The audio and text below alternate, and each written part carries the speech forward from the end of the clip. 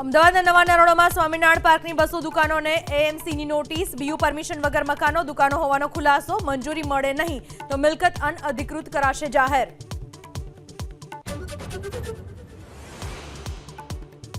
D Beers 136 વર્ષના ઇતિહાસમાં પોતાના સાઇટ હોલ્ડર્સને કરાર મુજબની તમામ રફ નહીં ખરીદવાની છૂટ આપી.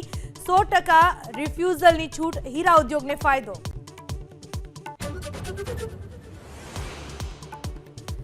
આજે કાર્તિકી પૂનમ, આજે ગંગા સ્નાનનું વિશેષ મહત્વ. અંબાજીમાં ભક્તોનો ધસારો, મંદિરમાં વિશેષ પૂજા અર્ચના, લક્ષ્મીનારાયણ સ્વરૂપની પૂજાનું મહત્વ.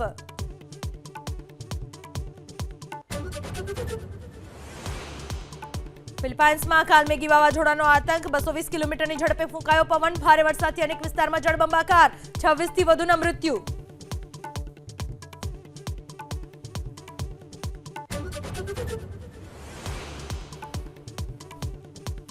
બિહારમાં બીજા તબક્કાનો ચૂંટણી પ્રચાર, ભાજપ અધ્યક્ષ જેપી નડ્ડા અને રાજનાથસિંહ યોજશે રેલી. યુપીના મુખ્યમંત્રી યોગી આદિત્યનાથ પણ જનસભાને કરશે સંબોધન.